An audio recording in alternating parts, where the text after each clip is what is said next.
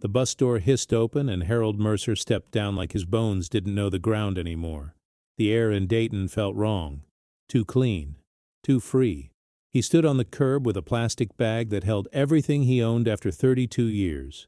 2 shirts, a pair of worn-out boots, a photocopy of his release papers, and a cheap phone the prison counselor had pushed into his hands like a life raft. 74 years old. The last time he'd been on this street he was 42 and wearing handcuffs.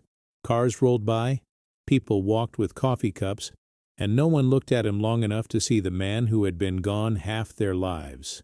Harold kept staring at the intersection sign like it might explain how time could move without him. "Need a ride, sir?" a young man asked from the edge of the bus stop bench. Harold blinked. Slow. "No. Thank you." The kid nodded and walked away, earbuds in, life intact. Harold's hand went to his chest out of habit, fingertips pressing the place where his pocket watch used to sit. It wasn't there. It had been taken the night they arrested him. They'd said it was evidence. Like time itself could be used against him. He turned toward the only address he'd memorized for decades. His family home. He'd practiced that walk in his head more times than he could count. He'd pictured the porch, the cracked steps, the maple tree that used to drop leaves like gold every fall. He'd pictured his wife's face. Older, yes, but still hers. He'd pictured his son, grown, maybe with kids of his own. He'd pictured a door opening and a voice saying, "Dad." Harold started walking. 3 miles later, his knees shook. His lungs burned. But he kept going because that's what prison teaches you. You keep going, even when you're hollow.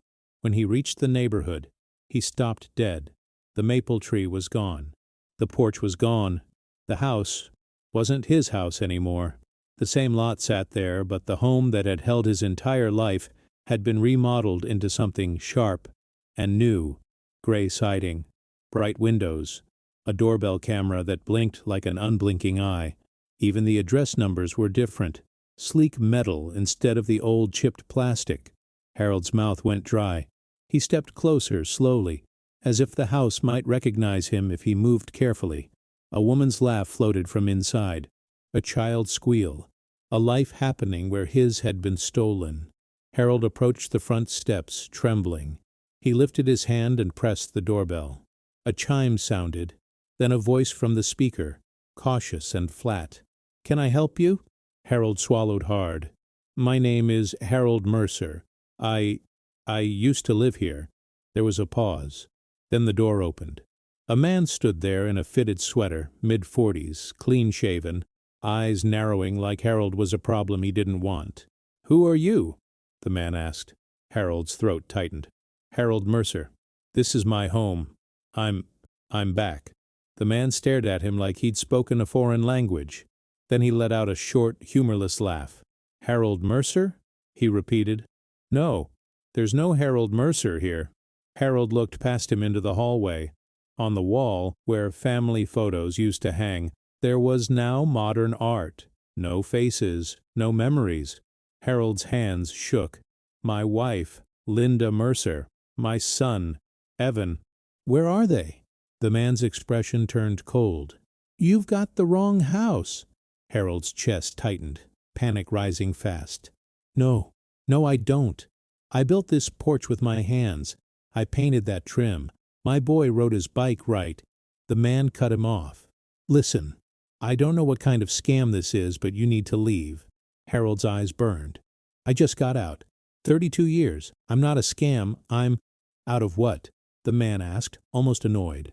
"Prison," Harold said, voice cracking. "I did my time. I'm here for my family." The man's stare didn't soften. It hardened. "Prison," he repeated slowly. "Then you really need to leave." Behind him, a little girl peeked around the hallway corner, curious. She had blonde hair, big eyes. Harold's heart lurched because she looked like Linda did when she was young. The man stepped sideways, blocking the child. Harold tried one more time, desperate. "Please, just tell me where my wife is. Tell me where my son is." The man's jaw clenched. "Your wife is dead." Harold's world tilted. He grabbed the doorframe to keep from falling. "What?" he whispered. The man nodded once, like it was nothing. Linda Mercer died years ago. And Evan Mercer? He doesn't exist here. Harold stared, confused. He's my son. The man's eyes flicked to the camera above the door, then back to Harold. There's no record of a Harold Mercer in this family, he said quietly, like he was delivering a warning. You should stop saying that name. Harold's lips trembled. Why would my own family erase me? The man leaned in just enough for Harold to smell cologne and control. Because sometimes, he said, voice low, the story they told about you is the only thing keeping them safe. Then he shut the door. Harold stood on the steps, the doorbell camera blinking at him like a witness. His hands were shaking so hard he could barely pull his phone out. He didn't know who to call. He didn't know if anyone left would answer. He looked down at his release papers, at his own name typed in black ink. Harold James Mercer, a name that suddenly felt like a ghost. And as he stood there, staring at the home that wasn't his anymore, Harold realized something that hit deeper than prison ever had. If his own blood could pretend he never existed, what else had they been hiding all these years? Because the way that man looked at him, that wasn't the look of a stranger. It was the look of someone protecting a secret. And Harold Mercer was about to find out why he was really sent away. Harold didn't remember walking away from the house. He only remembered the taste of metal in his mouth, the way his heart thudded like it was trying to break out and run back in time. He made it to the sidewalk and sat on the curb, shoulders hunched, staring at the clean gray siding like it might crack and reveal the old place underneath. 32 years. He'd survived guard towers, lockdowns, men screaming in the night, winter mornings when the cell felt like a freezer. He'd survived being called murderer every day until the word started to feel like it belonged to him. But he hadn't prepared for this. A locked door, a new family, and his name treated like it was poison. He forced himself to breathe. One inhale, then another. A car slowed at the corner. An older woman in a minivan looked at him, concerned, then drove on. Harold lowered his face, ashamed of how small he must look to her. An old man in thrift store clothes, no suitcase, no one waiting. He stood up and started walking again. No direction this time, just movement. 2 blocks later, he spotted something familiar. The yellow sign of a corner diner that had been there since before he went in. It wasn't exactly the same. New paint, new windows, but the shape of the place was a memory he could hold. Harold pushed the door open. A bell rang overhead. The smell of coffee and grease hit him like a punch. A waitress in her 50s glanced up. Her eyes went to his face, then to his hands, then back to his face again like she was trying to place him. "Sit wherever," she said, not unkind. Harold slid into a booth near the window. His knees ached when he sat. His hands shook around the menu, but he wasn't hungry. The waitress came back with a coffee pot and poured without asking, then set the cup down. "What can I get you?" she asked. Harold looked up. "Do you remember a woman named Linda Mercer?" The waitress froze for half a second. It was small, but Harold saw it. Her eyes tightened. Her mouth pressed flat. "Why?" she asked. Harold swallowed. "I'm her husband." The waitress let out a slow breath like she didn't believe him and didn't want to. Then she looked around the diner, lowering her voice. "Linda Mercer's been gone a long time," she said. "I just found out." Harold whispered. The waitress studied him, really studied him now. The deep lines in his face, the prison haircut that still sat awkwardly on his head, the way he held his shoulders like he expected someone to shout at him. "What's your name?" she asked. "Harold." Her eyes widened, just a little. She glanced toward the kitchen as if checking who might be listening. "Lord," she muttered. "It's really you." Harold's throat tightened. "You know me." "I was 16 when you got taken," she said. "My mom worked here. I bussed tables. Everybody knew you. You fixed cars at Mercer Auto. You used to come in on Fridays. Always left a little extra on the table." Harold's eyes burned. "Then you know I'm not—" She lifted a hand, cutting him off gently. "I know what they said. I also know what Linda believed. For a while." "For a while?" Harold repeated. The waitress hesitated. "Look, a lot happened after you went away." Harold leaned forward, desperation in his voice. "Where's my son?" The waitress glanced away. "Evan moved. Years ago." "Where?" Harold asked. She shook her head. "I don't know. He was a kid when it all happened. Then he wasn't. And then he was gone." Harold's coffee cup rattled on the table from how hard his hands trembled. "What about my house?" he asked. "How is it not mine?" The waitress's face tightened with sympathy. "They sold it." "They?" Harold echoed. "Linda wouldn't sell it." "She didn't," the waitress said quietly. "Not at first. She held on like it was a lifeline. But people made it hard." Harold stared at her. "Who?" The waitress hesitated again, then said the name like it hurt. "Ray Porter." Harold's stomach turned. Ray Porter, Linda's brother. The man who had been in his living room the night before the arrest, drinking beer and talking about money like it was nothing. The man who hugged Linda at the courthouse like he was the hero. Harold's voice dropped. "He's still here?" "Ray's been here the whole time," the waitress said. He's done well. Real estate, insurance, some kind of local politics now." Harold felt heat rise behind his eyes. Ray had always wanted more. More respect, more control, more of everything Harold worked for. "What did he do to Linda?" Harold asked. The waitress looked down at the coffee pot like she wished it could hide her. "He took care of her," she said, but her tone didn't match the words. At least that's what he told everyone. Harold leaned back, the booth squeaking. His mind reeled. In prison he had replayed the night of the fire 1,000 times. The night they said he killed his business partner, Frank Dillard, and burned the auto shop for insurance money. The night he was found outside, covered in smoke, screaming that someone was still inside. The night he tried to run back in and 2 deputies held him down. The night Ray appeared out of nowhere, acting shocked, acting helpful, acting like family. The trial had been quick. A public defender who looked exhausted. A prosecutor who smiled like he already had the win. Witnesses who swore they saw Harold argue with Frank earlier that day. An expert who said the fire was set with accelerant poured deliberately. And then Ray testified. Ray, with his calm voice and perfect hair. Ray, who said Harold had been desperate for money. Ray, who said Harold had threatened Frank. Ray, who looked straight at the jury and said, "My sister is afraid of him."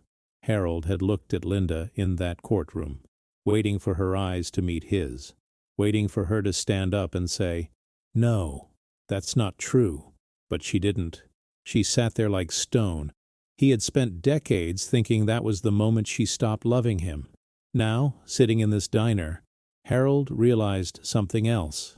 Maybe she stopped believing she had a choice. He looked at the waitress. "What's your name?" he asked. "Marcy," she said. Harold nodded slowly. "Marcy, I need to find out what really happened." Marcy swallowed. "You should be careful," she said. "Ray doesn't like loose ends." Harold's jaw tightened. "I spent 32 years as someone else's loose end." Marcy reached into her apron pocket and pulled out a folded piece of paper. She slid it across the table. "That's the address of the cemetery," she said. "Linda's buried there. If you want answers, that's where you start." Harold stared at the paper like it was a weapon and a prayer. "Thank you," he whispered. Marcy hesitated, then added quietly, "And Harold, if you see Evan, don't expect him to be the boy you left behind." Harold felt his chest tighten again. "What do you mean?" he asked. Marcy's eyes flicked toward the window, toward the street, toward the world that had moved on without him. "I mean," she said softly, "some people grow up being told a lie so long, it becomes the only father they remember." Harold slid the paper into his pocket. His hands were still shaking. He stood up, left the few crumpled bills he had on the table, and stepped back into the cold daylight. The cemetery address burned in his mind. If Linda was gone, then the only person left who might know the truth was the son he hadn't seen in 32 years. And if Ray Porter had turned that son against him? Harold walked toward the bus stop again, heading for the cemetery, not knowing if he was about to find peace or a second sentence. The cemetery sat on the edge of town, where the neighborhoods thinned and the trees got taller. Harold rode the city bus there, sitting near the back, watching people come and go with grocery bags and gym backpacks. Nobody looked at him. That might have been the hardest part. When he stepped off, the wind cut through his jacket. The gate to the cemetery creaked as he pushed it open. Rows of headstones stretched across pale winter grass. Some were old and sunken, some new and polished. Harold walked slowly, scanning names like a man reading a foreign language he used to speak. He followed the map on the small wooden sign near the entrance until he found the section Marcy had written down. Section 4B. His feet stopped before his mind did. Linda S. Porter, 1953, 2018. Beloved mother, loving sister, gone too soon. Harold stared until the letters blurred. Porter, not Mercer. His hands went to the stone, fingertips tracing the carved last name as if it might change under his touch. It didn't. He knelt down, knees cracking, and pressed his forehead to the cold granite. "I'm sorry," he whispered. "I didn't know. I didn't know you were gone." The words fell into the wind and didn't come back. He looked around, half expecting someone to step out from behind a tree and tell him it was a mistake, but the only sound was the distant hum of traffic and the dry rustle of leaves. Something caught his eye at the base of the stone. A small metal vase, empty now, and beside it a thin, flat object tucked between the granite and the soil. Harold reached carefully, fingers digging into the cold dirt. He pulled it out. A photograph. Old. Faded. The edges were frayed like it had been handled too many times. It showed Linda on their porch, smiling, holding a baby Evan on her hip. Harold was there too, standing behind them, with one hand on Linda's shoulder. Except someone had cut him out. Not torn. Cut. Clean. Deliberate lines. Only Linda and Evan remained. Harold's breath hitched. His chest tightened until he thought he might pass out. He stared at the empty space where he used to be, the shape of his body missing like he'd never existed. Then he heard a crunch of gravel behind him. Harold turned fast, heart hammering. A man in a green maintenance jacket stood a few yards away, holding a rake. He was older, late 60s maybe, with a weathered face and tired eyes. He looked at Harold, then at the grave, then back at Harold again. "You're not family," the man said, not accusing, just stating. Harold's voice came out raw. "I was." The man narrowed his eyes. "Name?" Harold swallowed. "Harold Mercer." The rake handle slid a little in the man's grip. His eyes widened, then his gaze flicked around like he didn't want anyone else to hear. "Mercer," he repeated quietly. "Well, I'll be damned." "You know me?" Harold asked. The man hesitated. "I know the story they told, and I knew Linda, before everything got twisted." Harold stood slowly, holding the cut photo like evidence. "Why does her stone say Porter?" Harold asked. "Why is my name nowhere?" The man's jaw tightened. "Ray paid for the plot," he said. "Ray paid for the stone. Ray made sure it said what he wanted." Harold felt rage flash through him hot and sharp. "He changed her name," Harold said, disbelief mixing with fury. "After I was gone, he changed her name like I never happened." The groundskeeper looked down. "Linda didn't want it," he said. "Not at first. She fought him. She tried to keep Mercer on the mailbox, keep your picture on the wall. Folks talked. Folks judged. Folks treated her like she was guilty just for loving you." Harold's throat tightened. "Why didn't she come see me?" The man's eyes softened, and that softness hurt. "She tried," he said. "Once, maybe twice. But Ray controlled her. Money, rides, bills. She got sick later, real sick. And Ray was the one who handled everything." Harold's hand shook. "Evan," he whispered. "Where is Evan?" The groundskeeper shifted, uncomfortable. "Last I heard he's up in Columbus. Works construction, keeps his head down." Harold felt hope spark. Tiny and dangerous. Columbus wasn't far. It was a real place. A real lead. "I need to see him," Harold said. The groundskeeper stepped closer, lowering his voice. "Before you go chasing your boy, you should know something." Harold's heart hammered. "What?" The man glanced at Linda's stone, then back to Harold. "Linda left something," he said, "right before she passed. A letter. She asked me to hold it for her. Said if you ever got out, I should give it to you. Harold's mouth went dry. A letter? He whispered. The groundskeeper nodded once. I kept it. Didn't know if you'd ever see daylight again. Didn't know if Ray would find out and bury me next. Harold's hands trembled harder. Where is it? The man hesitated. Not here, he said. Not on me. I'm not stupid. Ray has eyes everywhere. Harold's chest tightened. Please, he said. Please, I need it. The groundskeeper studied him for a long moment, then nodded toward the far edge of the cemetery. There's a tool shed by the maintenance road, he said. Come back after closing. Dusk. No cameras there. If you're followed, don't come. Harold swallowed. What's your name? He asked. Walt, the man said. Walt Hennessy. Harold nodded slowly. Thank you, Walt. Walt's eyes held his. Harold, if that letter says what I think it says, it's going to make people angry. The kind of angry that doesn't stop at words. Harold looked down at the cutout photo, at the empty space, at the proof of erasure. I've already lost my whole life, he said quietly. They can't take more than that. Walt exhaled, then turned back to his work like he hadn't just handed Harold a reason to keep breathing. Harold slid the photo into his pocket with his release papers. Then he stood beside Linda's grave a moment longer, staring at the name Porter carved into stone. He wanted to scream. He wanted to break the granite with his fists. But instead, he whispered one last promise into the wind. I'm going to fix this, he said. For you, for Evan, for the name they stole. As he walked away, the sun began to sink and the cemetery shadows stretched long across the grass. Harold didn't know if he was about to receive a goodbye or a confession that could finally set him free.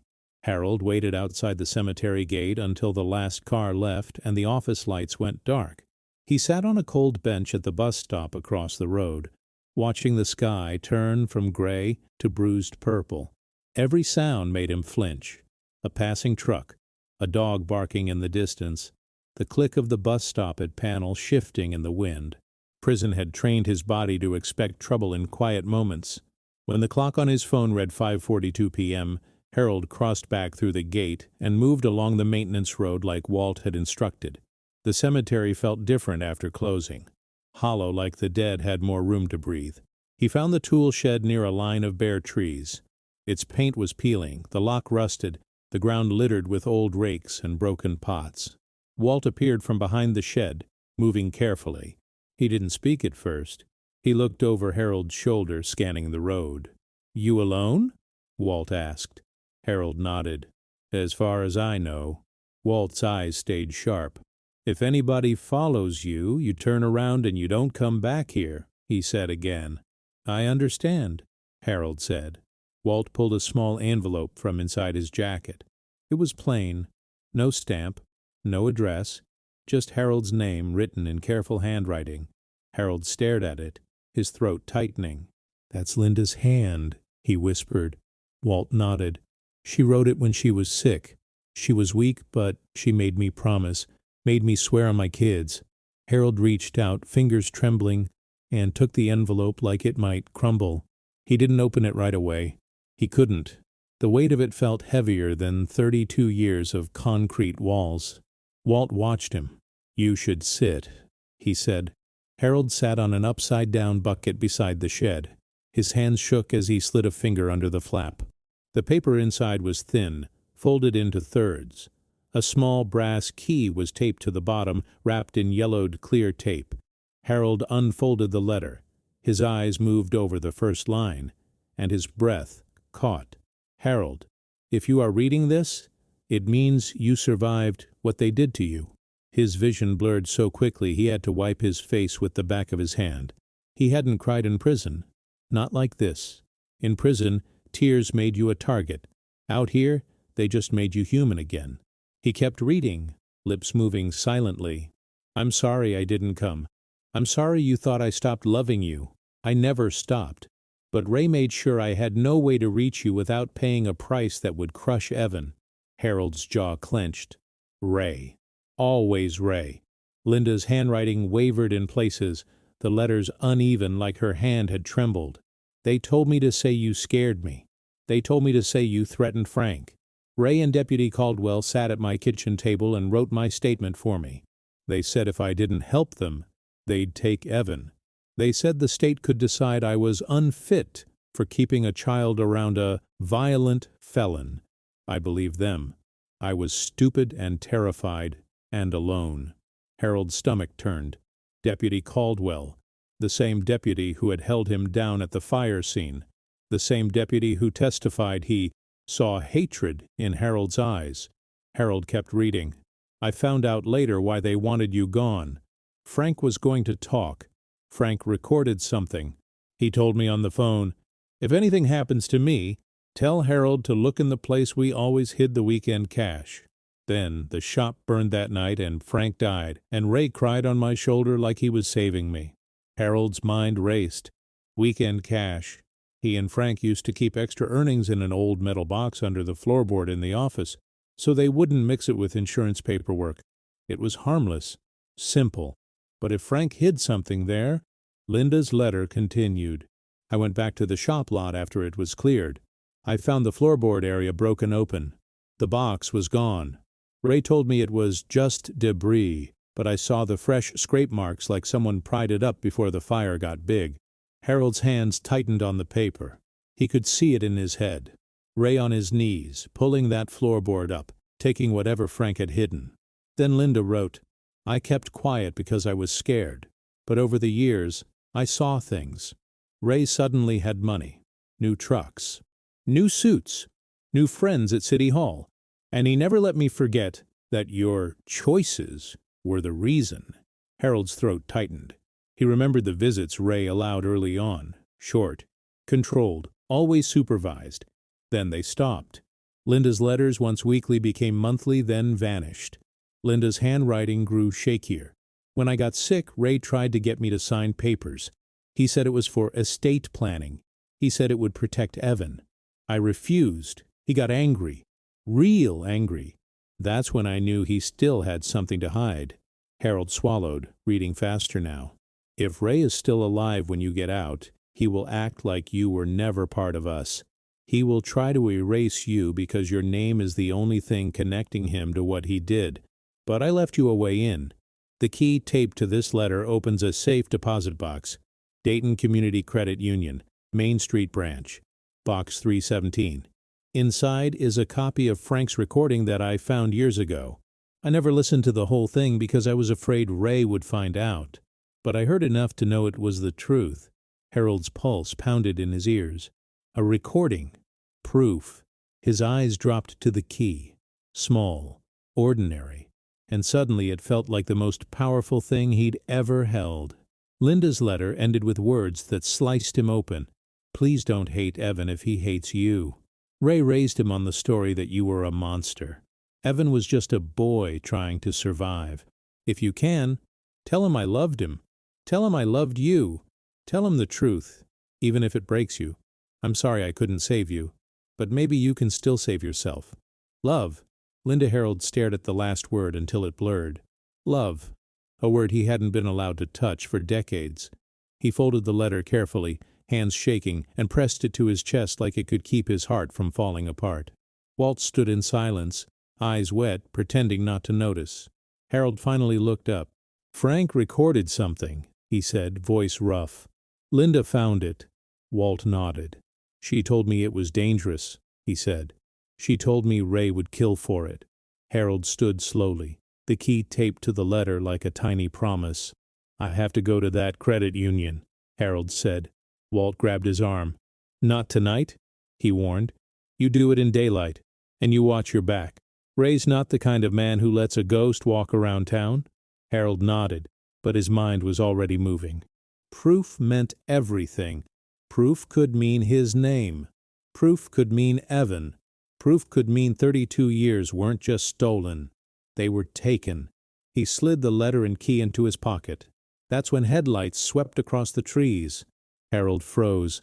Walt's head snapped toward the road. A car had pulled up near the cemetery entrance. Lights off now, just a dark shape sitting there like a predator. Walt's voice dropped to a whisper. Did anybody see you come in? Harold's throat went tight. I don't think so. The car door opened. A figure stepped out, too far away to see the face, but the body language was confident, like someone who belonged. Walt's grip tightened on Harold's arm. Go, he hissed. Back through the rows. Keep low. Harold's heart hammered. He didn't know who that was, but he knew one thing with absolute clarity. Ray Porter already knew Harold Mercer was back. Harold didn't sleep that night. He stayed in a cheap motel near the bus station, the kind with buzzing lights and doors that never fully closed. He lay on top of the blanket, shoes on, letter under his pillow like a child hiding a treasure. Every time a car passed, he sat up. Every time someone's footsteps echoed in the hallway, his body tensed. When morning came, he looked older than he already was, but his eyes were awake in a way they hadn't been in years. He rode the first bus to Main Street. Dayton Community Credit Union sat between a pharmacy and a tax office, a brick building with tinted windows and a flag out front. Harold stood outside for a moment, rubbing his hands together, steadying his breath. He walked in. A security guard glanced at him, then looked away. Two women sat in the waiting area, scrolling their phones. A TV in the corner played the morning news with captions on. Harold stepped up to the counter. A young teller smiled automatically. "Hi there," she said. "How can I help you?" Harold slid his release papers across the counter, along with the brass key still taped to Linda's letter. "I need to access a safe deposit box," he said. "Box 317. The teller's smile softened into confusion.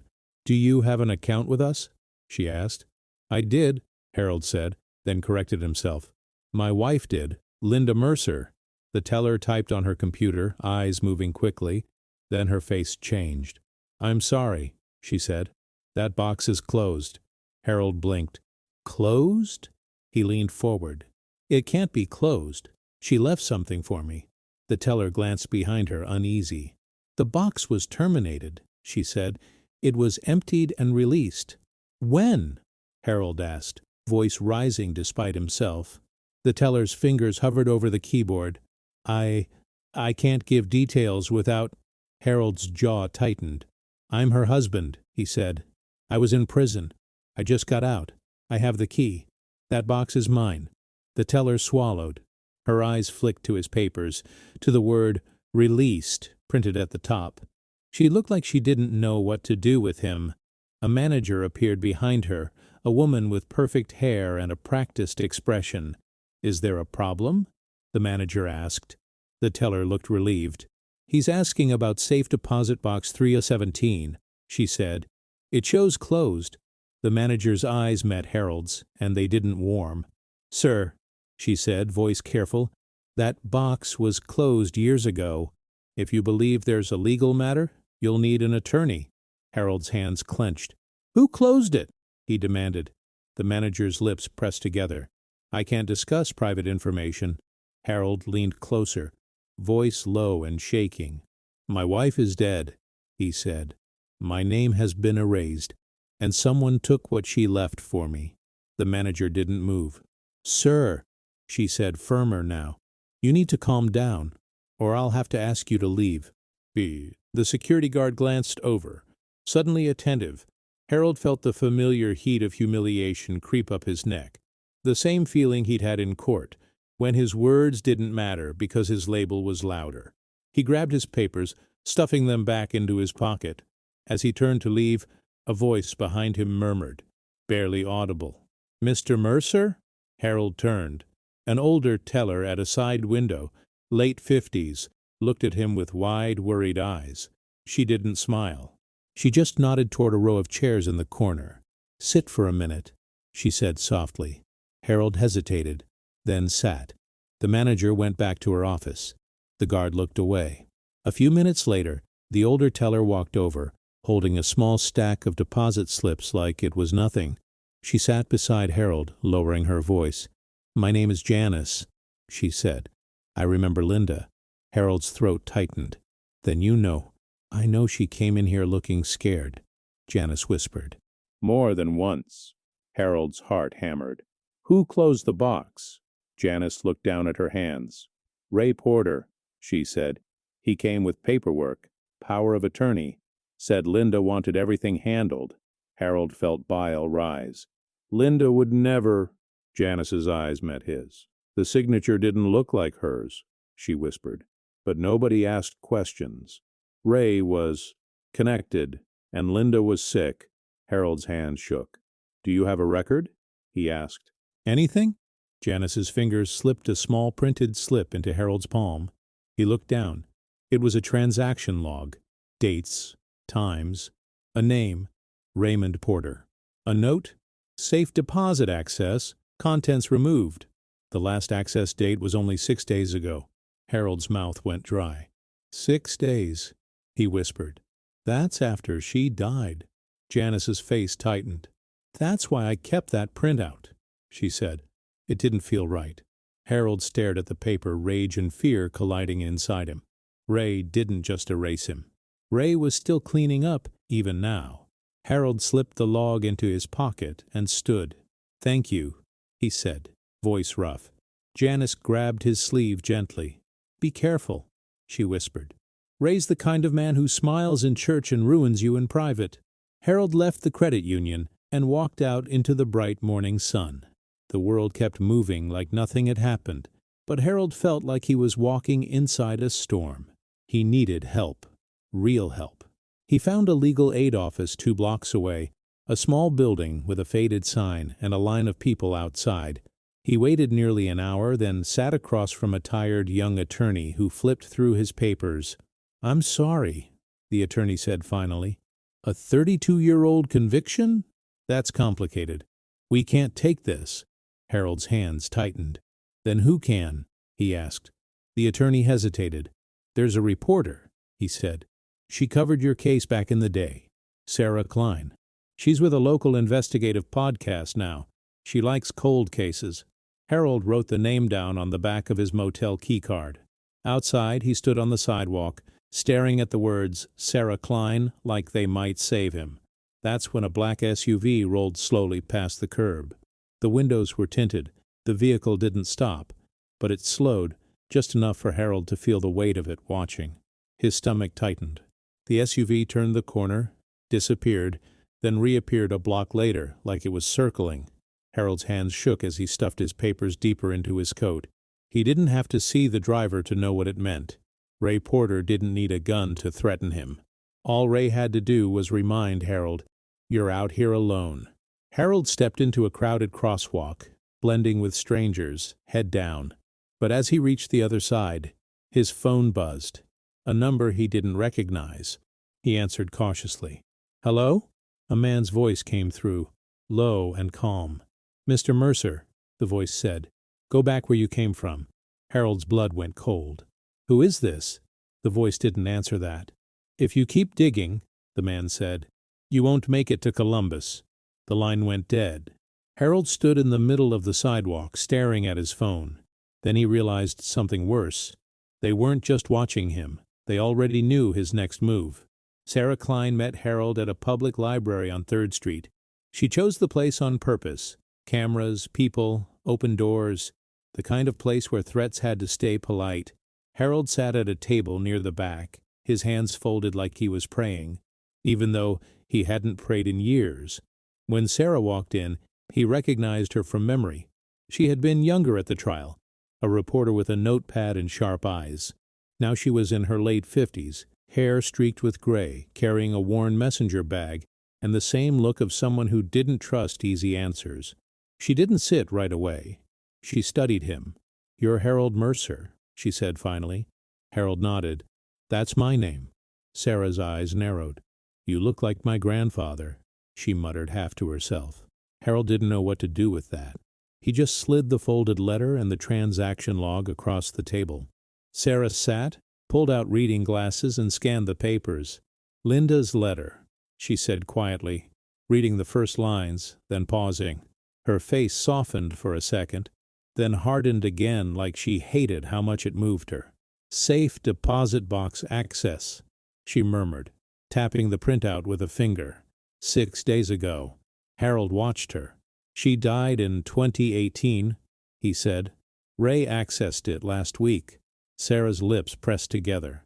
"That means 2 things," she said. Either the bank is corrupt, or Ray Porter is still cleaning. Harold leaned in. You covered my case, he said. Back then. Do you remember anything that didn't sit right? Sarah stared at him for a long moment, like she was deciding whether he deserved her honesty. I remember a fire investigator who changed his report, she said finally. And I remember Deputy Caldwell being everywhere. First on scene, first to testify, first to call you a monster. Harold's jaw tightened. He's still around? Sarah gave a humorless laugh. Around? He's Sheriff Caldwell now, elected twice. Loves shaking hands at parades. Harold felt his stomach twist. The man who helped put him away was now the man in charge. Sarah flipped to the end of Linda's letter again, reading the last lines. Her eyes got wet and she blinked it back fast. You really didn't hear from her? Sarah asked. Harold shook his head. After the first year, nothing. I thought she hated me. Sarah looked down, quieter. Sometimes people don't hate you, she said. They're just trapped. Harold swallowed hard. Can you help me? He asked. I don't have money. I don't have power. I have a key that doesn't work and a letter from a dead woman. Sarah stared at him, and her voice dropped. I've been doing cold cases for 10 years, she said. Most of them are ghosts. Most of them don't have anything new. But this has a live trail. She tapped the transaction log again. And Ray Porter is a name I've heard too many times in too many quiet corners, she added. Harold's hands trembled. So you'll do it? Sarah exhaled. I'll look, she said. No promises beyond that. I have to protect myself. Harold nodded. I understand. Sarah leaned closer, eyes sharp. But you have to tell me the whole truth, she said. Everything, even the ugly parts. If I get blindsided, you're done. Harold's throat tightened. I didn't start that fire, he said. Your mom, she wrote you. She wrote me. Evan's eyes flashed. Don't use her, he warned. Don't you dare. Harold pulled Linda's letter from his pocket with shaking hands. She wrote this for me, he said. For you. Please, just read it. Evan looked at the envelope like it was a trap. His breathing got heavy. I watched her cry herself to sleep, Evan said, voice rising. I watched her get called the wife of a killer. I watched Ray pay our bills because you couldn't. And then she got sick and you weren't there. So don't come here acting like you deserve a piece of her. Harold swallowed hard, fighting to stay standing. I didn't choose to be gone, he whispered. Evan's eyes narrowed. Maybe not, he said. But you sure made it easy for them to lock you up. Sarah stepped in softly. Evan, she said. I'm Sarah Klein. I covered the case. There are things you don't know. Evan looked at her, suspicion turning to anger. Of course you did, he said. You people come around when there's a story, then you leave. Harold held out the letter again, hands trembling. Please, he said, just read it. If you read it and still hate me, I'll go. Evan stared at him. For a moment, something flickered in his eyes. Pain, confusion, something trying to break through. Then a pickup truck rolled slowly past the job site entrance. Black, tinted windows. Evan's gaze snapped to it. His face changed. Just for a second. Harold noticed. Evan looked back at Harold and lowered his voice. Get out of here, Evan said fast. Right now. Harold blinked. What? Evan stepped closer, his voice tight. You don't understand, he said. You're not safe here. Harold's heart hammered. Evan! Evan shoved the letter back toward Harold's chest, but his fingers brushed it like he wanted it. Go, Evan whispered. And don't come back unless you're ready to hear what Ray really did. Harold froze. Ray's name coming out of Evan's mouth like that. It wasn't loyalty. It was fear. And as the black pickup rolled away, Harold realized something terrifying. His son wasn't refusing the truth anymore. He was being kept from it. Sarah called the police from the cemetery parking lot. Her voice stayed calm, but Harold could hear the anger underneath. Groundskeeper missing, she said into the phone. Tool shed forced open. Possible abduction. A cruiser arrived 20 minutes later. 2 deputies stepped out, slow, casual, like they were responding to a noise complaint. Harold watched them and felt his stomach knot. Same uniform, different year. Same power. One deputy looked at Harold's face too long. "What's this about?" the deputy asked. Sarah flashed her press badge again. "Walt Hennessy," she said. "He works here. He's missing." The deputy shrugged. "Maybe he went home." Sarah pointed at the broken lock. "Then explain that," she said. The deputy glanced, unimpressed. "Vandalism happens. Harold couldn't hold it in. He was supposed to meet me," Harold said, voice shaking. "He had something important. Now he's gone." The deputy's eyes narrowed. "And you are?" Harold swallowed. "Harold Mercer." The deputy's expression changed fast, like a curtain dropping. He turned to his partner, murmured something. Then he looked back at Harold with a cold, practiced stare. "Well?" he said. "Ain't that something?" Sarah's head snapped toward him. "Excuse me," she said. The deputy straightened. "Sheriff wants to handle this personally," he said. "Given the history." Harold felt his skin go cold. 10 minutes later, a black SUV rolled into the cemetery lot. Harold's heart hammered as the door opened and a man stepped out. Sheriff Caldwell. He was older now, late 60s, but still broad-shouldered. Still carried himself like a man who'd never been told no. He wore a crisp uniform, hat tucked under his arm, smile fixed on his face. "Sarah Klein," he said warmly, like they were old friends. "Heard you're poking around again." Sarah's eyes stayed hard. "Walt Hennessy is missing," she said. "Someone broke into the tool shed." Caldwell nodded, the smile never leaving. "We'll look into it," he promised. Then his gaze shifted to Harold. For a second, the smile thinned. "Harold Mercer," Caldwell said. "Well, I'll be. You're out." Harold stared at him, fists clenched. 32 years, he said. Caldwell nodded like he was discussing the weather. "Time flies," he said. "Now why don't you tell me what you're doing back in town?" Harold felt rage rise. "I'm doing what I should have been able to do 32 years ago," he said. "I'm living." Caldwell chuckled softly. "Living," he repeated. "That's good. That's real good." Sarah stepped between them. "Harold is here because his family was erased," she said, "and because Linda Mercer left evidence that someone accessed last week." "Here," Caldwell's eyes flicked to her. "Evidence," he said. "You always did love that word." Sarah crossed her arms. "Walt was the one holding the letter," she said. "Now he's gone. So tell me, Sheriff, are you going to treat this like a real case, or are you going to keep protecting old friends?" Caldwell's smile stayed in place, but his eyes sharpened. "Careful," he said quietly. "You don't want to accuse a lawman of things you can't prove." Harold stepped forward. "Ray Porter," he said. "You two were together back then." Caldwell's gaze moved to Harold's face, slow and deliberate. "Ray Porter is a respected citizen," Caldwell said. "He's done a lot for this county. People make up stories when they can't accept their own mistakes." Harold's voice cracked with anger. "My mistake was trusting my family," he said. Caldwell leaned in just enough for Harold to hear him without Sarah catching it. "You're a free man now," Caldwell murmured. "Don't waste it chasing ghosts." Then he stepped back, putting the friendly mask on again. "We'll file a report," he said. "You can go."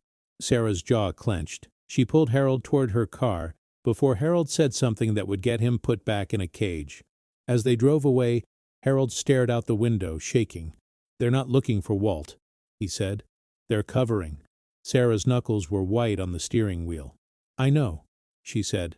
"And now they know I know." Harold looked down at Linda's letter in his lap. "They took the recording," he whispered. "And they took Walt." Sarah exhaled, then turned the car onto the highway. "Then we stop waiting," she said. "We go to your son." Harold's heart thudded. "Columbus," he said. "Columbus," Sarah confirmed. "And Harold? When you see him, don't go in swinging. He's not Ray." Harold swallowed. "I don't even know who he is," he admitted. 2 hours later, Columbus rose around them. Interstates, cranes, rows of new buildings and old brick neighborhoods. Sarah followed an address she found through a construction company website. They pulled up to a job site near the edge of downtown. Men in hard hats moved steel beams. Concrete trucks rumbled. The air smelled like dust and diesel. Harold stepped out, legs unsteady. His stomach felt like it was full of stones. A foreman watched them approach, suspicious. "Can I help you?" the man asked. "I'm looking for Evan Mercer," Harold said. The foreman's face tightened. "Who's asking?" Harold's throat went tight. "His father." The foreman stared at him, then turned and pointed. "Evan!" he shouted. "You got someone here." A man turned from the scaffolding. Harold's breath left his body. Evan was taller than Harold remembered, broad-shouldered, hands rough with work. His hair was dark with gray at the temples. His face had Linda's cheekbones and Ray's hard eyes. Evan walked over, wiping his hands on his jeans. He stopped a few feet away and stared. "Who the hell are you?" Evan asked. Harold's voice came out thin. "Evan," he said. "It's me." Evan's jaw clenched. "Don't," he snapped. "Don't say my name like you know me." Harold felt the words hit like a fist. "I'm your dad," he said anyway. Evan laughed once, sharp and bitter. "My dad burned a man alive," he said. "My dad ruined my mom. My dad died in my head a long time ago." Harold's eyes burned. "I didn't do it," he said. "Your mom, she wrote you. She wrote me." Evan's eyes flashed. "Don't use her," he warned. "Don't you dare." Harold pulled Linda's letter from his pocket with shaking hands. "She wrote this for me," he said. "For you. Please, just read it." Evan looked at the envelope like it was a trap. His breathing got heavy. "I watched her cry herself to sleep," Evan said, voice rising. "I watched her get called the wife of a killer. I watched Ray pay our bills because you couldn't. And then she got sick and you weren't there. So don't come here acting like you deserve a piece of her." Harold swallowed hard, fighting to stay standing. "I didn't choose to be gone," he whispered. Evan's eyes narrowed. "Maybe not," he said, "but you sure made it easy for them to lock you up." Sarah stepped in softly. "Evan," she said, "I'm Sarah Klein. I covered the case. There are things you don't know." Evan looked at her, suspicion turning to anger. "Of course you did," he said. "You people come around when there's a story. Then you leave." Harold held out the letter again, hands trembling. "Please," he said, "just read it. If you read it and still hate me, I'll go." Evan stared at him. For a moment something flickered in his eyes. Pain, confusion, something trying to break through. Then a pickup truck rolled slowly past the job site entrance. Black, tinted windows. Evan's gaze snapped to it. His face changed, just for a second. Harold noticed. Evan looked back at Harold and lowered his voice. "Get out of here," Evan said fast. "Right now." Harold blinked. "What?" Evan stepped closer, his voice tight. "You don't understand," he said. "You're not safe here." Harold's heart hammered. "Evan!" Evan shoved the letter back toward Harold's chest, but his fingers brushed it like he wanted it. "Go," Evan whispered, "and don't come back unless you're ready to hear what Ray really did." Harold froze. Ray's name coming out of Evan's mouth like that. It wasn't loyalty. It was fear. And as the black pickup rolled away, Harold realized something terrifying. His son wasn't refusing the truth anymore. He was being kept from it. Sarah drove Harold away from the job site fast, keeping her eyes on the mirrors. Harold sat stiff in the passenger seat, Linda's letter clenched in his hands like a lifeline he couldn't use. "Did you see his face?" Harold asked, voice shaking. "When that truck passed?" "I saw it," Sarah said. "That wasn't anger. That was a warning." Harold stared out at the blur of Columbus streets. "My own son told me to run," he whispered. "Like I'm still the danger." Sarah pulled into a motel lot near the highway and parked in the far corner. "Ray has reach," she said. "If Evan's scared, it means Ray is still holding him." Harold's hands trembled. "He's 44, he said. "How can a grown man still be held?" Sarah looked at him. "Debt," she said. "Secrets. Threats. Family. Ray knows which buttons to press." They waited. An hour passed. Then 2. Harold stared at his phone until his eyes ached. He didn't have Evan's number. He didn't have anything except the memory of his son's voice telling him to go. At 9:17 p.m., Harold's phone buzzed. Unknown number. He answered, heart pounding. Evan? A pause. Then Evan's voice, low and tight. Listen, Evan said. I can't talk long. Harold swallowed hard. Where are you? Not on the phone, Evan snapped. He exhaled. There's a park on Parsons Avenue, near the old ball field. Be there in 30 minutes. Don't bring anyone else. Harold glanced at Sarah. Sarah leaned in and spoke quietly into the phone. Evan, it's Sarah Klein. I'm with him. We're not your enemy. Evan's silence was heavy. Finally he said, Fine, but if I see a cop car, I'm gone. The call ended. Harold's hands shook so hard he almost dropped the phone. He's coming, Harold whispered. Sarah grabbed her coat. Then we move, she said. The park was dim, mostly empty. A cracked basketball court, a rusted swing set, and a field that looked forgotten. Streetlights buzzed overhead like tired insects. Harold and Sarah waited near the bleachers. Harold's heart hammered so hard he could feel it in his throat. A figure appeared from the shadows. Evan, hands in his pockets, hood up, eyes scanning the road. He stopped a few feet away, breathing hard like he'd run. You shouldn't have come, Evan said. Harold's voice cracked. You called me. Evan looked at Sarah, then back at Harold. I called because I'm tired, he said. I'm tired of being Ray's errand boy. Harold's stomach dropped. What did he make you do? Evan's jaw tightened. A week ago, he said. Ray showed up at my apartment. He told me you were getting out. He told me if you started talking, everything would collapse. Harold's hands clenched. Everything, he repeated. What does that mean? Evan swallowed, eyes darting to the street again. He told me to drive to Dayton, Evan said. He handed me paperwork and told me to go to the credit union. Safe deposit box. He said it was old business, and I was the only one he could trust. Harold felt like the ground shifted. You accessed it, he whispered. Evan flinched. I didn't know what it was, he said. I thought it was, I don't know, deeds, money, something from Mom. Ray said it belonged to him. Sarah's voice stayed steady. What was inside? She asked. Evan's eyes went distant, haunted. A cassette tape, he said. Old, and a little metal box, like a cash box. Harold's breath caught. Frank's box. Evan nodded like he'd read Harold's mind. There was a label on the tape, Evan said. It said Frank D. and a date. The week before the fire. Harold's chest tightened so hard it hurt. That's proof, Harold whispered. Evan's face twisted with shame. I gave it to Ray, he admitted.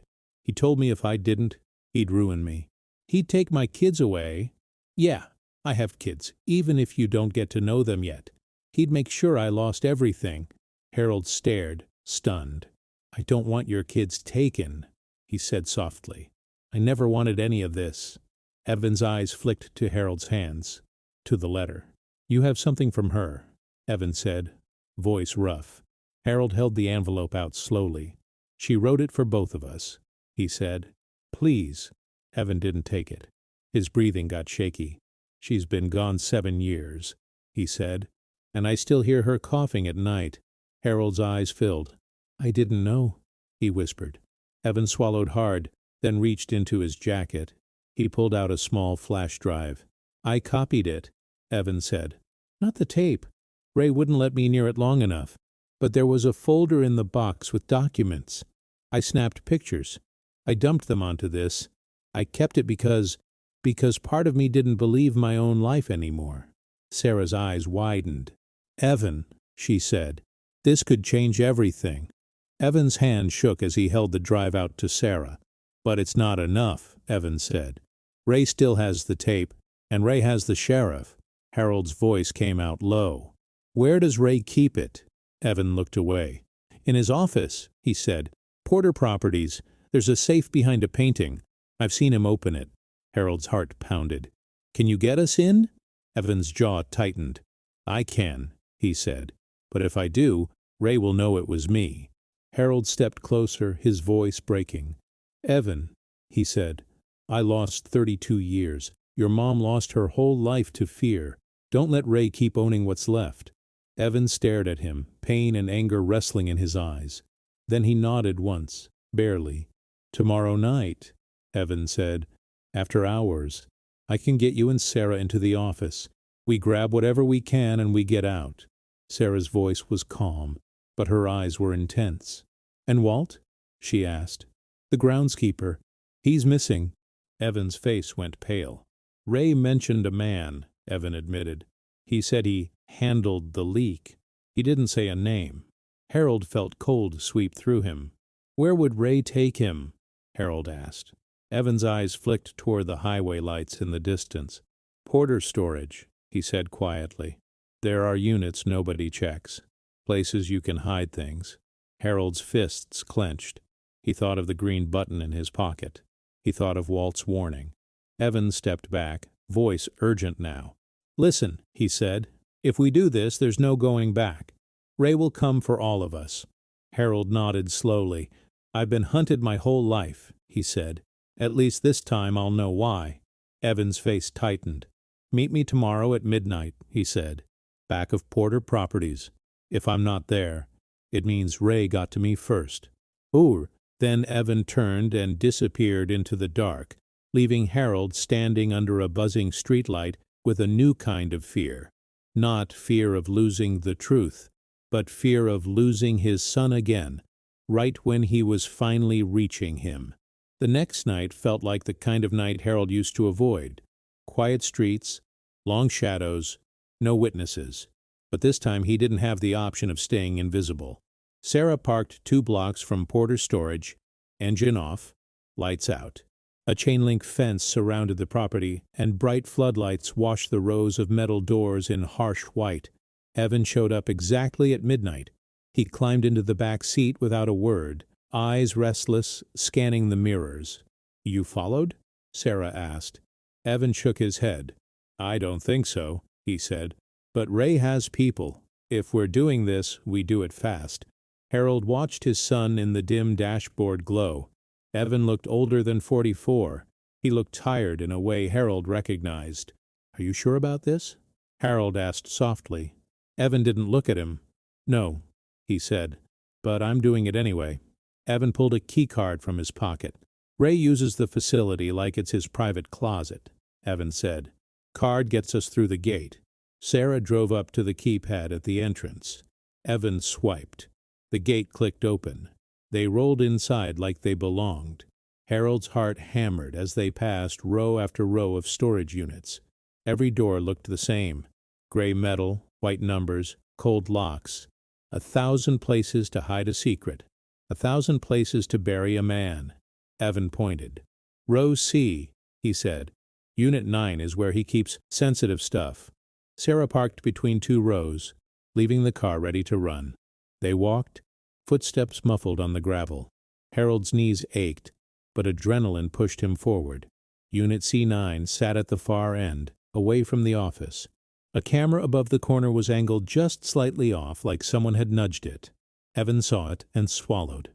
"That camera's usually centered," he whispered. "Ray moved it." He slid a key into the lock and twisted. The metal latch popped. Harold held his breath as Evan rolled the door up. The smell hit first. Stale air, oil, sweat, and something else. Something human. A muffled sound came from the back of the unit. Harold rushed forward, then stopped, freezing. Walt Hennessy lay on the concrete floor, wrists bound with zip ties, mouth taped, face bruised. His eyes were open, wide with pain and fear. Harold's throat tightened. "Walt," he whispered. Sarah moved fast, pulling tape off Walt's mouth and cutting the ties with a small pocket knife. Walt sucked in air like it was the first time he'd breathed in days. They took my phone," Walt rasped. "They said if I talked, they'd put me in the ground next to Linda." Harold's chest burned with rage. "Ray did this," Harold said, voice shaking. Walt nodded weakly. "Ray and a deputy," he whispered. "A deputy I've seen at the sheriff's office." Sarah leaned in. "Did they take anything else?" she asked. "Did they mention the tape?" Walt coughed, wincing. "They asked about the letter," he said. "They asked if I gave you the key. I didn't tell them. I didn't tell them nothing." Harold swallowed. "Walt, he said. Linda said there was a recording. Ray took it from the credit union. Walt's eyes filled with tears. Then you're late, he whispered. Ray already has it. Evan's face twisted. He keeps it in his office safe, Evans said. I can get you in tonight. Walt shook his head, weak but urgent. He won't keep it there long, he rasped. He said he's burning the last loose end tomorrow. Those were his words. Harold's stomach dropped. Tomorrow, he whispered. Sarah's eyes narrowed. Then we need backup, she said. Walt coughed again, then forced himself up to sit against the wall. There's something else, he said, voice low. Before the fire, Frank Dillard used to come here after hours. He rented a unit under a fake name. Said he didn't trust anyone, not even you sometimes, Harold. But he did it because he was scared. Harold's heart pounded. A unit? He asked. Walt nodded, breathing hard. Row A? He whispered. Unit 12. Frank's name wasn't on it. But I remember the number because he tipped me every time and told me not to write anything down. Sarah looked at Evan. Can you open it? She asked. Evan's eyes were wide. Maybe, he said. If Ray transferred it to his control, the key might be in the office. But if the lock is old, Harold stepped forward, fists clenched. We don't have time to guess, he said. We check it. They left Walt in the unit with water and Sarah's phone. The door pulled down just enough to hide the light. Sarah promised she'd call an ambulance from a safe distance after they were gone. They moved fast to Row A, Unit 12. The lock was old, brass, scratched from years of use. Harold's hands shook as he gripped it. Evan pulled a small set of keys from his pocket, trying one after another. Nothing. Damn it, Evan whispered, panic rising. Harold stared at the lock. Then he remembered something Frank used to do. Simple, stubborn. Frank never trusted keys that could be copied. He used combination locks. Harold reached up and ran his fingers along the doorframe. There, tucked behind a peeling strip of rubber, was a small rectangle of tape. Harold peeled it back. 4 numbers written in faded ink. His breath caught. He spun the dial with trembling hands, listening for the clicks like he was back in a prison cell, listening for footsteps. Click, click, click. The lock popped open. Evan stared at him. How? Frank, Harold whispered. Frank still trusted me a little. They rolled the door up. Inside sat a single metal filing cabinet, a cardboard box, and an old dented cash box. Harold's chest tightened. He stepped forward and opened the cash box. Inside was a cassette tape, a small notebook, and a pocket watch. Harold froze. The watch was his, the one taken the night of the fire, the one with the scratched glass and the engraved back. To Harold, time can't break us.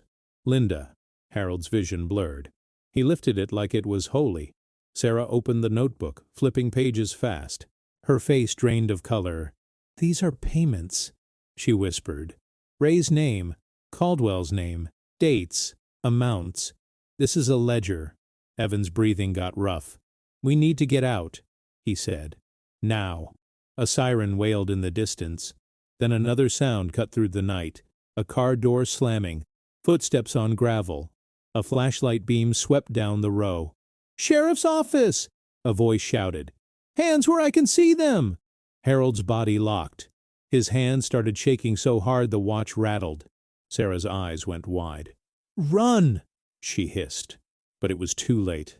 Flashlights flooded the unit. Guns raised. Voices barking. And in the center of it, Sheriff Caldwell's voice rang out, calm and satisfied. Well, he called. Looks like old Harold Mercer just couldn't stay out of trouble. Harold stared at the badge shining in the light, and for the first time since his release, he felt the cold certainty of handcuffs returning, right when he'd finally touched the truth. The floor was cold against Harold's cheek. He lay face down with his hands behind his back, breath fogging in the winter air. The gravel dug into his skin. A deputy tightened plastic cuffs around his wrists. Harold's body reacted before his mind could. Muscles locking, stomach dropping, the old panic roaring back. Not again. Not after 1 week of freedom. Sarah was on the ground beside him, shouting, "Press! This is illegal! You have no warrant!" Evan stood frozen near the open unit, hands half raised, eyes wild. Caldwell pointed at him.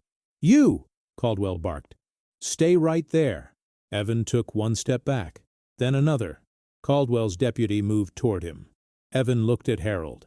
Just one quick look, filled with apology and fear. And then he bolted. He ran between the rows, disappearing into the dark like a man escaping a fire. Caldwell swore, furious. "Let him go," he snapped to his deputies. "We got the one that matters."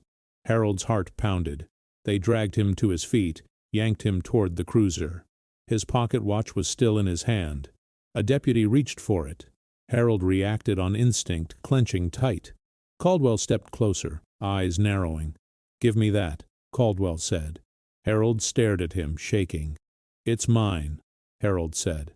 Caldwell smiled, small and ugly. "Everything was yours once," he said. "Then you burned it." Harold's voice cracked. "You know I didn't," he whispered. Caldwell's smile didn't move. "Get him in the car," he ordered. As the deputy shoved Harold toward the back seat, Harold slipped the watch under his sleeve and into his waistband. His hands were cuffed, but he managed to wedge it there, hidden against his skin. Sarah was pushed into a separate cruiser. She locked eyes with Harold through the glass. "Don't say a word," she mouthed. The station smelled like bleach and old coffee. Harold sat in an interview room with a camera in the corner, a metal table and a chair bolted to the floor. Caldwell came in 20 minutes later, calm again, like the arrest had been a routine chore. He set a folder on the table. "Breaking and entering," Caldwell said. "Trespassing. Conspiracy." Harold stared at him. "You kidnapped Walt," he said. "You stole evidence." Caldwell chuckled. "Evidence," he repeated. "You love that word too, Harold. Makes you feel like you're still somebody." Harold's jaw tightened. "Where's my son?" he demanded. Caldwell leaned back. "Your son's a smart man," he said. "He knows who kept him fed." Harold felt rage surge. "You used him," Harold said. Caldwell's eyes sharpened. "Ray raised him," he said. "You didn't." The door opened. A man in a suit walked in, older, confident. Ray Porter. Harold's blood went cold. Ray looked the same in the ways that mattered. Clean, controlled, eyes that never admitted guilt. Only the gray at his temples betrayed time. "Well," Ray said softly, "look who crawled back." Harold stood as much as the cuffs allowed, shaking with fury. "You killed Frank," Harold said. "You set me up." Ray smiled like Harold was a child telling stories. "Harold," he said, "you've always had a talent for drama." Harold's voice cracked. "Linda knew," he said. "She left proof." Ray's smile thinned. "Linda was sick," Ray said. "She got confused. She wrote a lot of things." Harold's eyes burned. "You erased me," he said. "From her grave, from her house, from my own son." Ray walked closer, voice low. "I didn't erase you," Ray murmured. "You erased yourself the night that shop burned." Caldwell cleared his throat like he wanted this finished. Ray opened the folder and slid one paper toward Harold. "Sign this," Ray said. Harold glanced down. It was a statement, an admission that he broke into the storage unit to steal property and that he was still responsible for Frank Dillard's death. At the bottom was a deal. Charges dropped, no jail tonight, one condition. Harold leaves Ohio and never contacts Evan again. Harold's hand shook. Ray leaned in, voice almost gentle. "You're 74, Ray said. "You don't have years to fight. You don't have money. You don't have friends." He nodded toward the door. "You sign. You walk out tonight. You go somewhere quiet. You stop poisoning this town with your name." Harold looked up slowly. "For 32 years, he said, voice raw. "I lived with a lie because I didn't have a choice." Ray's smile tightened. "You have a choice now." Harold stared him down. "No," Harold said. "I have a chance." Ray's eyes flashed, anger breaking through. "You stubborn old man," Ray hissed. "You still don't know when you're beaten." Harold's voice dropped to a whisper. "I already lost," he said. "So the only thing left is to tell the truth." He pushed the paper back. Ray stared at him, breathing hard. Then he smiled again, colder than before. "Fine," Ray said. "We do it the hard way." He nodded at Caldwell. Caldwell stood. "Put him in holding," he said. As they led Harold out, Harold caught a glimpse of Sarah down the hall, arguing with a deputy, her voice loud enough to shake walls. Harold was shoved into a cell. The door clanged shut. He sat on the bench, shaking, and reached into his waistband with trembling fingers. The pocket watch was still there. He opened it. The hands were ticking. Time. Still moving. Harold pressed the watch to his ear, listening like it was Linda's heartbeat. Then, from the corner of the cell, his phone buzzed. One last call before they took it. Unknown number. Harold answered, barely breathing. "Evan?" Evan's voice came through, ragged and urgent. "I heard the tape," Evan whispered. "Dad, it was them. It was Ray and Caldwell. I have proof." Harold's chest tightened so hard he couldn't speak. Evan kept talking fast. "I'm going to Sarah's producer. I'm uploading everything. If anything happens to me—" A loud sound on Evan's end. A door slamming. A muffled curse. "Evan?" Harold said, panic rising. Evan's voice dropped to a whisper. "He found me," Evan said. Then the line went dead. Harold stared at the phone, shaking. He was back behind bars, and his son was out there alone, holding the truth like a match in a room full of gasoline. Harold didn't know what happened to Evan that night. In jail, time moves in cruel pieces, minutes that feel like hours, silence that feels like punishment. By noon, Sarah's voice was echoing down the hallway, loud enough for every deputy to hear. "I have records," she said. "I have a witness you kidnapped. If you think you can bury this, you are out of your mind." Power has one weakness. It panics when the spotlight turns on. Late that afternoon, Sarah appeared at Harold's cell with a grin that looked like exhaustion and victory at the same time. "Harold," she said, breathless, "Evan got out." Harold's knees almost gave out. "Is he alive?" he whispered. Sarah nodded. "Shaken, but alive," she said. "And he made it to my producer with the flash drive and the tape." Harold's breath caught. "The tape?" Sarah leaned closer, voice steady now. "We digitized it," she said. "It's Ray and Caldwell, talking, planning the fire, saying you were the perfect fall guy. 32 years of maybe turned into one brutal, solid truth." Sarah's eyes stayed locked on his. "We sent it to state investigators and multiple outlets," she said. "Then we released a short clip, just enough to make it impossible to hide. That evening, outside the station, everything changed. State investigators arrived." Caldwell's smile cracked. Ray's confidence collapsed. Harold was released that night, not because anyone suddenly cared, but because the lie was finally too loud to keep. Sarah drove him to a quiet parking lot where Evan waited by his truck, shoulders tense, eyes red. Harold stepped out slowly, afraid of scaring him away. Evan pulled Linda's letter from his jacket pocket, creased now, worn like it had been held too many times. "I read it," Evan said, voice breaking. Harold swallowed hard. "I'm sorry," he whispered. Evan shook his head, tears spilling. "No," Evan said. "I'm sorry. I spent my whole life hating the wrong man." Harold opened his arms and waited. Evan stepped forward and hugged him hard, like a man trying to hold back 32 years with one broken breath. "I didn't know," Evan whispered. "I didn't know what Ray did to her. To us." In the weeks that followed, the case moved faster than Harold thought possible. Walt testified, shaking but alive. Janice from the credit union came forward. Sarah's team published the full audio and the ledger pages. Ray Porter was arrested. Sheriff Caldwell resigned under investigation, and then he was charged too. And in a courtroom packed with cameras, a judge vacated Harold Mercer's conviction. Wrongfully convicted. Harold walked out free in a way he had never been before, not just out of prison, out of the lie. He went to Linda's grave with Evan the next morning. Evan brought flowers. Harold brought the pocket watch. He set it against the stone that still said, "Porter." "Time didn't break us," Harold whispered. "They tried, but it didn't." Evan nodded, voice tight. "We're putting Mercer back," he said, "on her stone, on everything." Harold couldn't get his years back. He couldn't sit with Linda on the porch again, but he could build something honest in the space where they tried to bury him. With help from a re-entry program and the settlement, Harold opened a modest garage for people coming home with nothing but a plastic bag and fear. He called it Mercer Second Chance Auto. On the wall, above the tool bench, he hung one framed photo, Linda holding baby Evan. And this time Harold was in it too. If you've made it this far, take a breath with Harold.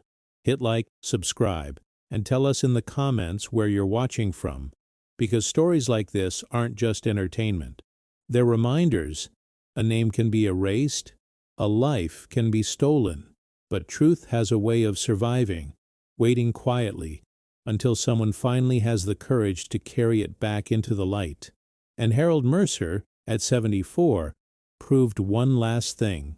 It's never too late to reclaim what was always yours.